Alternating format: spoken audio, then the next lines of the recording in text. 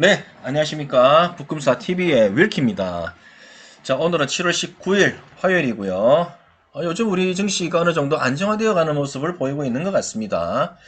참고로 이번 달에 한국은행에서 0.5% 빅스텝을 단행한 이후, 그죠? 기준금리가 2.25%로 유지되고 있죠. 그리고 같은 날 무슨 일이 있었죠? 미국에서는 소비자 물가 지수인 이 CPI 지수가 발표가 되었는데 전년 동월 대비 9.1% 상승하는 지표를 발표를 했죠. 실제 월가의 예측은 8.3%였는데 이 월가의 예측보다도 훨씬 더 뛰어넘은 이 9.1%를 발표를 했음에도 불구하고 미증시 역시 최근까지 선방을 하고 있고 국내 증시 그리고 아시아 증시도 상당히 선방을 하고 있는 모습을 보여주고 있는 것 같습니다. 이 국내 증시만 놓고 봤을 때는 어느 정도 바닥을 형성했다. 저는 그렇게 보여지고요. 바닥권은 역시나 2280에서 2300선이 바닥이었는 것 같습니다. 물론 뭐 추후에도 변동성이 또 키워감에 따라서 이 하단은 조금 더 빠질 수도 있겠지만 제 생각에는 빠져봐야 뭐 코스피 지수 기준으로는 약 3에서 5% 수준이고 상승을 한다면 역시나 10에서 15% 상승 여력이 있다. 저는 그렇게 생각이 들고요. 역시나 지금은 투자할 때지 지금은 손절할 때는 아니다. 저는 그렇게 생각이 듭니다. 여러분들 그리고 제가 주식 투자를 함에 있어서 두 가지의 원칙을 반드시 지키는 게 있는데요. 첫 번째는 시장에서는 남의 조언을 끊임없이 의심을 해라. 결국에는 그도 시장에서는 경쟁자일 뿐이다. 이게 첫 번째 원칙이고요. 그리고 두 번째는 혹시라도 종목에 물린다고 하더라도 그 종목은 반드시 실적이 있고 그리고 재무가 탄탄한 기업이어야 한다라는 게 두 번째 원칙입니다. 자, 저는 이 원칙, 이 두 가지를 반드시 지키고자 투자에 임하고 있고요. 자, 오늘 여러분들께 소개시켜 드릴 종목은 BNK 금융지주입니다.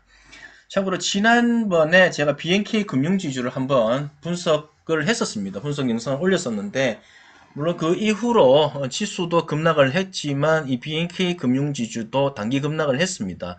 약 한 20% 정도 주가가 하락을 했는데, 그럼 왜 빠졌는지, 그리고 앞으로는 추세적으로 더욱더 하락을 할 것인지, 아니면 추세 전환을 해서 반등을 할 것인지 한번 살펴보고, 혹시라도 이 BNK 금융지주를 보유하고 계신 분들이 계시다면, 비중 확대를 통해서 홀딩을 할 것인지, 아니면 투자를 하시지 않고 계신 분들이 계시다면, 그분들 입장에서는 이 신규 매수 종목으로 삼아도 좋을 종목인지를 한번 검토하기 위해서 BNK 금융지주를 현 시점에서 다시 한 번 더 분석해 보도록 하겠습니다. 자, 그럼 따라와 주십시오.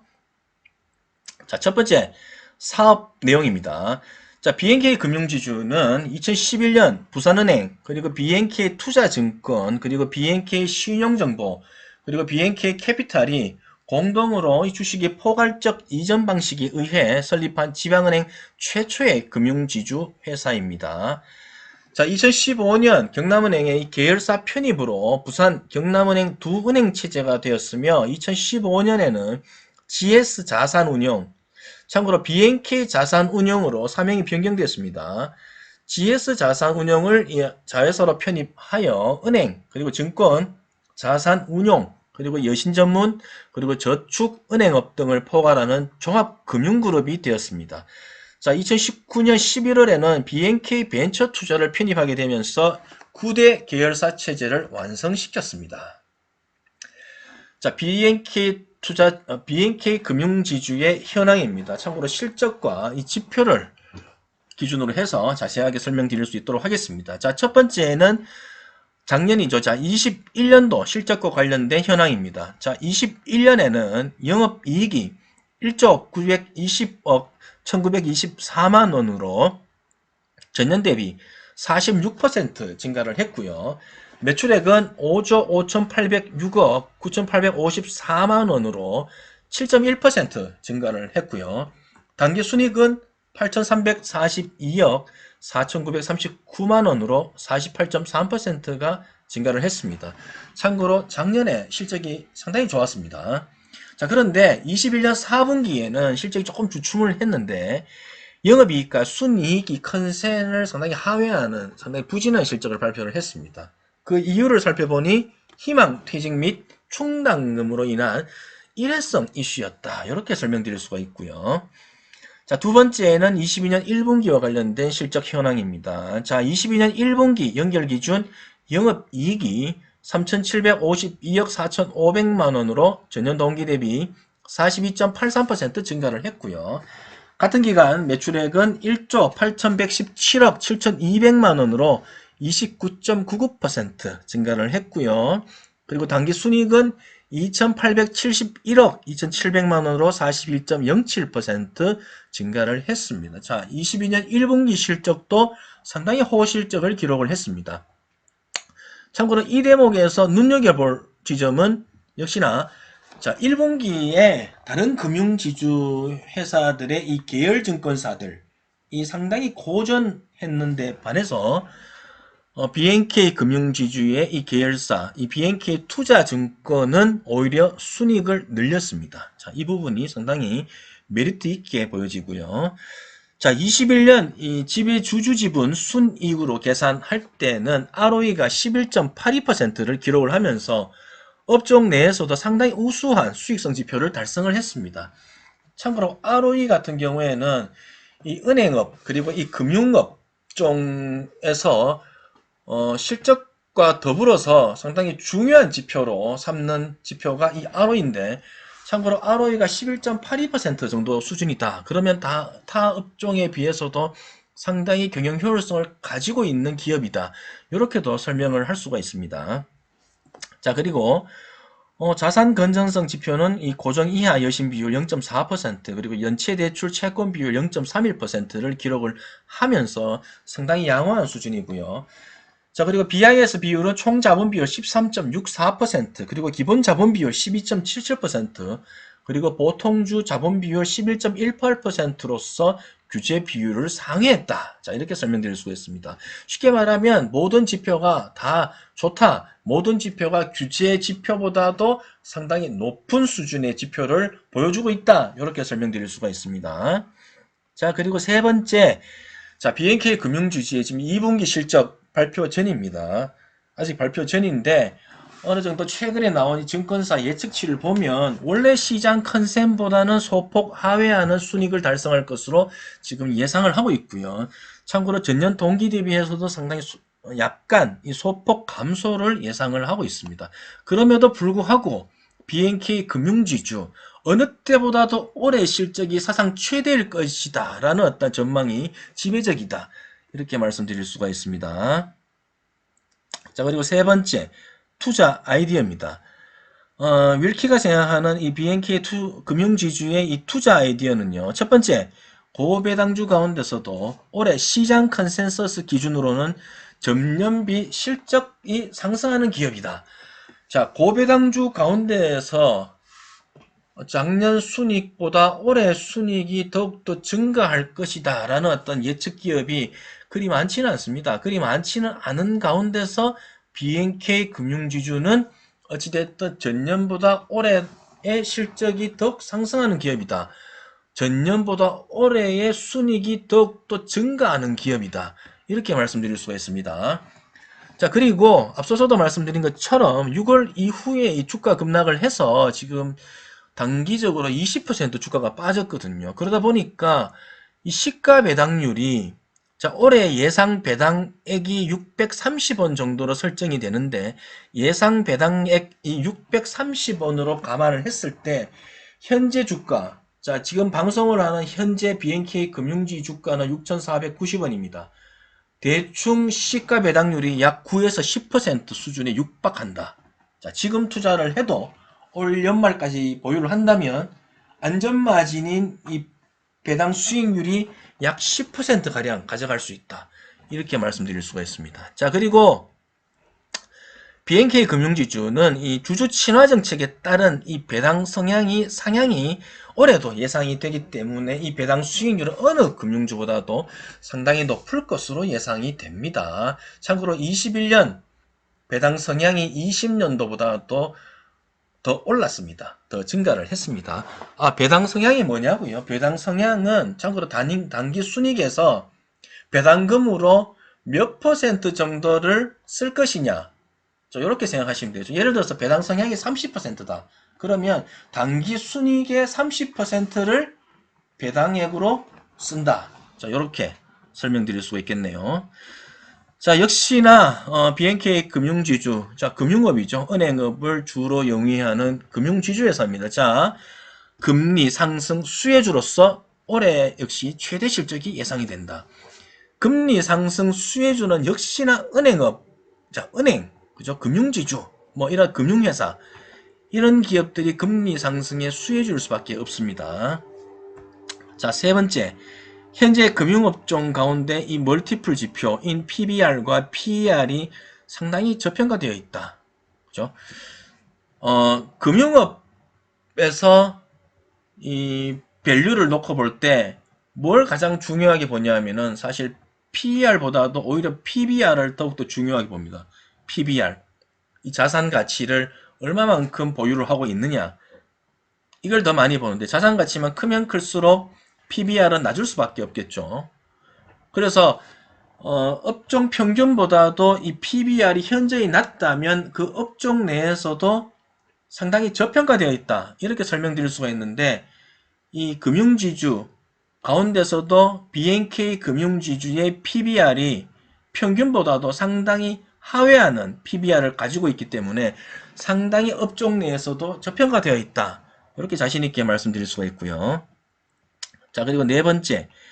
최근에 주가가 많이 급락을 했는데, 자, 그 이유가, 자, 경기 둔화 우려 확대와 지역경제 악화 등의 리스크가 혼재된 가운데, 경기 침체로 인한 은행권의 여신부실 우려와, 그리고 정권의 은행에 대한 어떤 예대 마진에 대한 이자 장사한다! 라는 어떠한 비판으로 인해서 이 규제 리스크, 정부의 규제 리스크가 부각이 되면서 이 은행의 의존도가 높은 이 BNK 금융지주가 최근에 급락을 했습니다. 그러다 보니까 앞서서도 말씀드렸지만, 자, 6월 이후에 하락률이 현재까지 마이너스 20% 수준이다. 두 달도 안 돼서 20%나 빠졌다. 단기 급락했다. 상당히 과매도 구간이다. 낙폭 과대다. 이렇게 설명드릴 수가 있습니다. 제가 지난 영상에서도 이런 얘기를 한 적이 있습니다. 지금과 같은 어찌 보면 추세적으로는 뭐랄까요, 대세 하락장이죠. 그런데다가 하루에도 등락이 왔다 갔다 하는 이 변동성이 큰 장이고, 이런 장세에서는 오히려 모멘텀 전략, 그러니까 가는 놈한테 따라붙는 그런 어떠한 전략보다는 오히려 낙폭 과대 우량주에 투자하는 게 더욱더 리스크를 줄이면서 안전하게 투자할 수 있는 방법이거든요. 그래서 BNK 금융지주 어찌됐든 재무 건전성 탄탄하고, 그죠? 실적 잘 내고 있고 우량주지 않습니까? 그 가운데서도 최근 급락이 20%나 빠졌다. 그러면 낙폭과대 우량주다. 그래서 투자 아이디어 네 번째로 이 부분을 뽑았습니다. 자, 그러면 BNK 금융지주에서 리스크는 없느냐? 리스크 있죠. 당연히 리스크 있죠. 자, 첫 번째, 방금 전에도 말씀드린 것처럼 최근에 금융주가 좋지 않았던 이유가 뭡니까? 자, 정권의 은행의 이 예대마진, 이자 장사한다. 라는 어떤 그 비판으로 인해서 이 정부의 이 규제가 리스크로 일단 작용할 가능성이 높다. 이 부분은 은행 업종 전체에 해당하는 내용이고요. 그죠?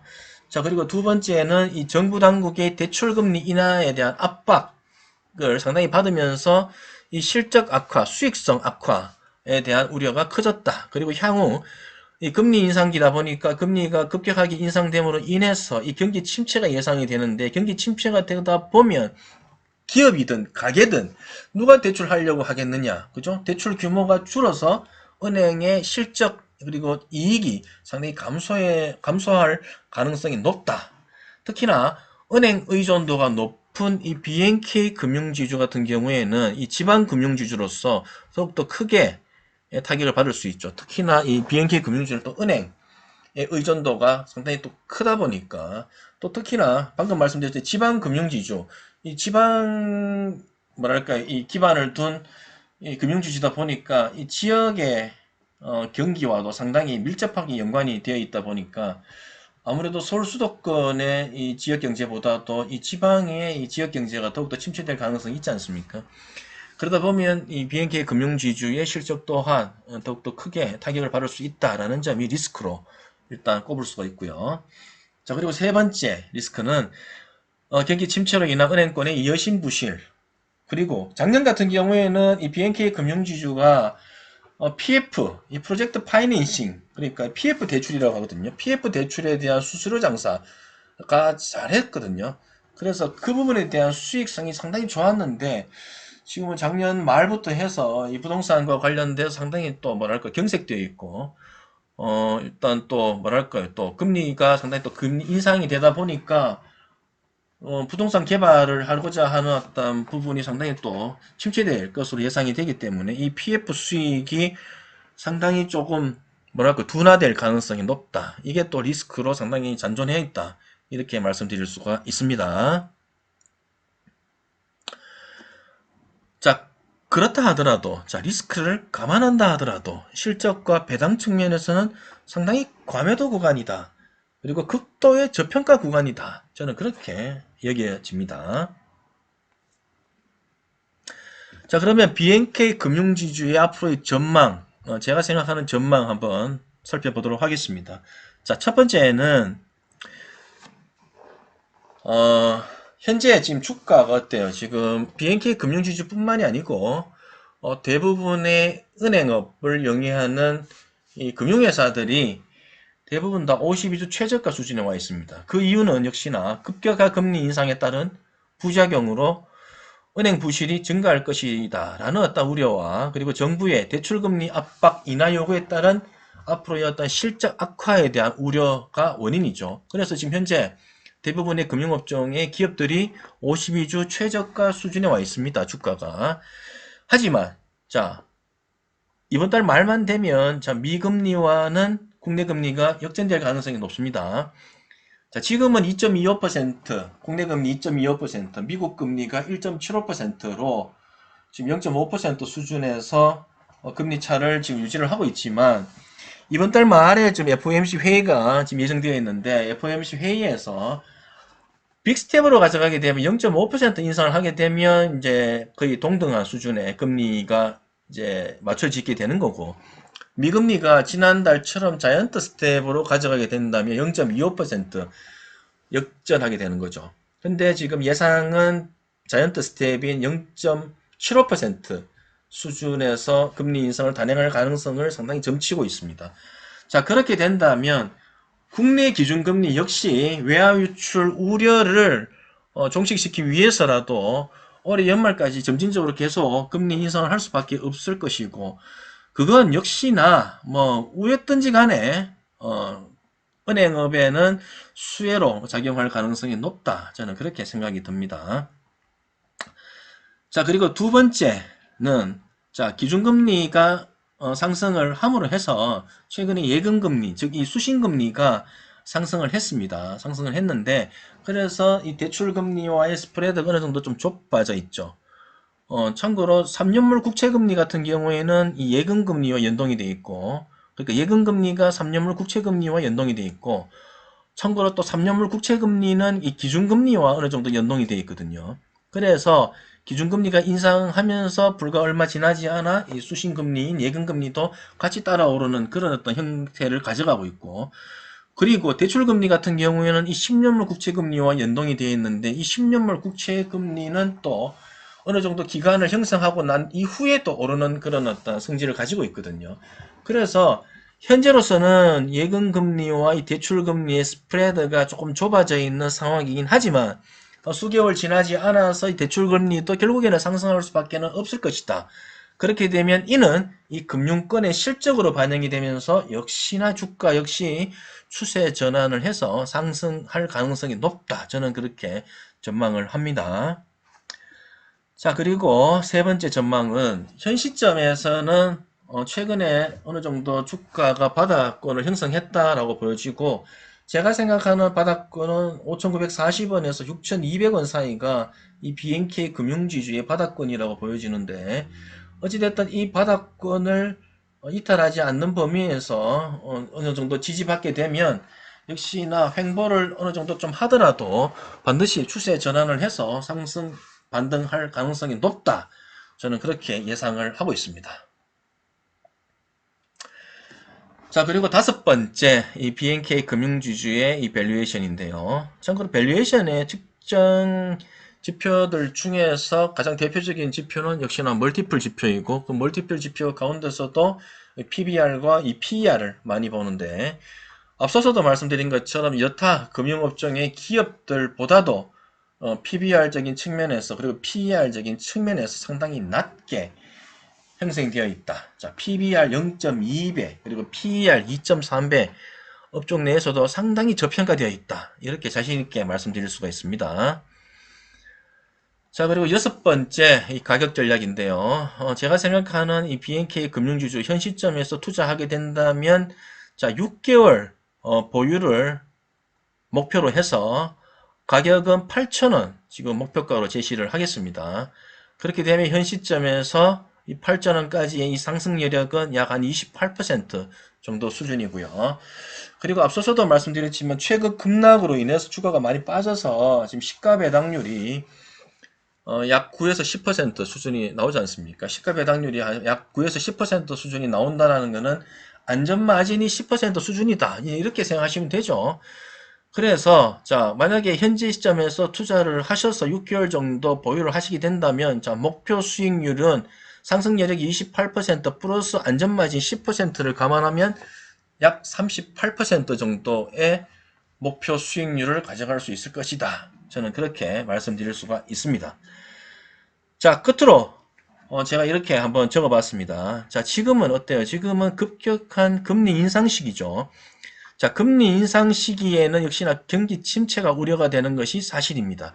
자, 급격한 금리 인상 시기로 인해서 자, 경기 침체가 우려되고 있는 현재 당장 수익 종목을 찾는 것보다는 자, 배당 수익률처럼 일어났다 안전마진 확보를 통한 리스크를 상당히 또 줄이면서 투자를 하는 것이 상당히 최선일 수도 있다. 전 이렇게 설명드릴 수가 있습니다.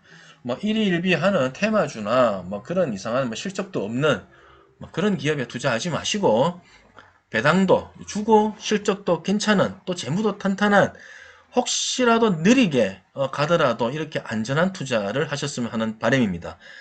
자, 오늘 제 방송은 여기까지고요. 혹시라도 제 방송을 구독하시지 않으시고 보시는 분들은 반드시 구독 부탁드리겠고요. 그리고 좋아요, 그리고 응원 댓글도 부탁드리겠습니다. 예, 감사합니다.